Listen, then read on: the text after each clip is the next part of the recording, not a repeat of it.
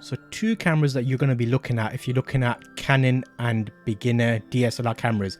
One's going to be the 2000D and another one's going to be the 4000D. They're very similar in terms of the release, but there's a big difference. One is more of a starter camera, one is a better camera. I always go on about the 2000D. It's also known as a T7, but let's have an actual look at the specs and see what is what. So the 2000D is on the left. Straight away you'll notice on the camera itself, let me show you what I mean. On the camera, if you have a DSLR camera, inside you have this mount bit. So that mount on this camera is metal. The reason it's metal is it will get a lot of use, especially if you're going to be changing lenses. So you're constantly doing that and obviously taking lenses off, putting lenses on, so it gets quite a lot of wear, especially if you change your lenses a lot.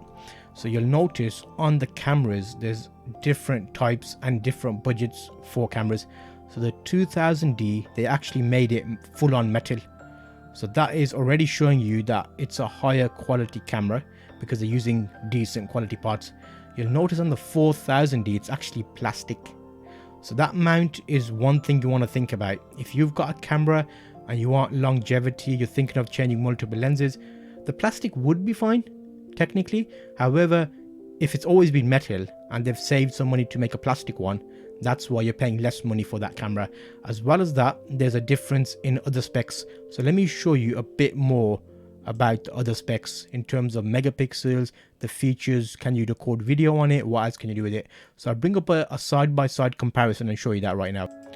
So I've brought both cameras up together. You'll see they were actually announced and released very similar times.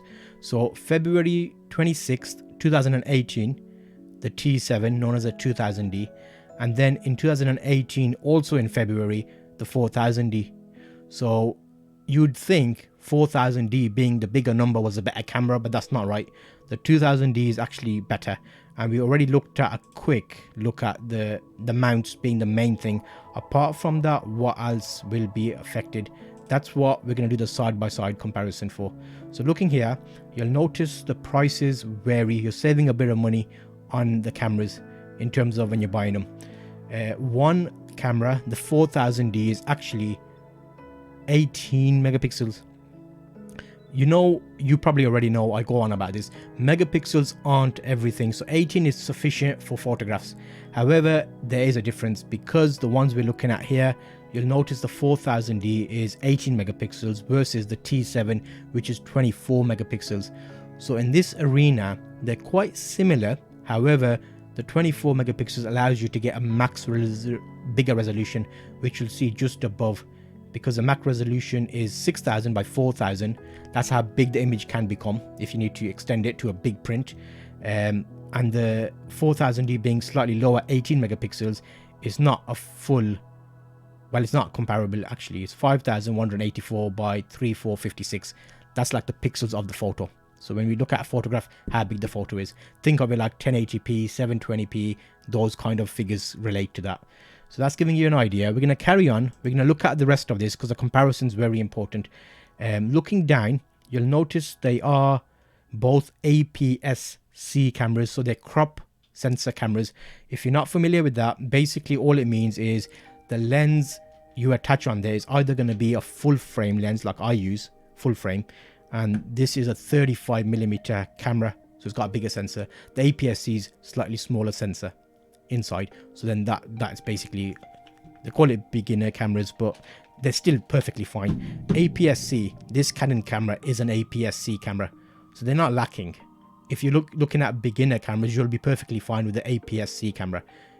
It's like a term of the size of the sensor basically. So I don't want to overcomplicate it for you, but I want to explain it so that it makes sense. So let's go back to the screen. Now looking here, they've got similar other features. Custom, fine. Okay, I'm looking at the main bits here. I won't do the individual spec. I'll do like the main things. They're both fixed screens on the back of the cameras. What that means is you'll have a, let me show you, a screen like that. So it can't be spun and, you can't vlog with it as it were and spin it around. One for the T7, it's slightly bigger. It's a 3-inch screen. The 4000D is a 2.7 inch, so there's a little bit of difference there, which will also translate to the dots and how good the quality LCD is in the back. One is, well, you can see the numbers. Well, if I share my screen, you can see the numbers there. In addition to that, what else have we got? So let's see. Pop-in flash. They've both got pop-up flashes in them. And let's look at some of the video mode options and the frames per continuous drive. So they're both very similar. They actually do 3 photos per second. So if you had something going past really quickly and you were taking photographs, one of them, well, they both take 3 photos per second. So you go and you get 3 photographs. So if someone's running past, or a biker or a motorbike or something. Let's bring it back here. So we're doing a good side-by-side solid comparison here. This will help you understand what the cameras offer. So in terms of video, they're both showing here at 1920 1080p at 30 frames a second. So that's comparable, similar. Now, I think if you've got a budget, what would I say? Let's look at these quickly on the good old Amazonian. So I'm going to bring you up the actual listings. We'll compare prices to see, is it justifiable to have a bit of saving if that mount is different, and would it matter? We'll have a look at that. Okay, so I've brought the cameras up for you right now. What we're going to do is look at the first one. It's known as the T100 in North America and the other side of the country.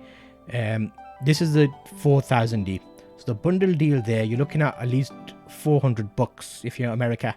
You're getting a little bit of a kit there. I wasn't able to find the camera on its own. It seems to have sold out, so you have got it as a kit.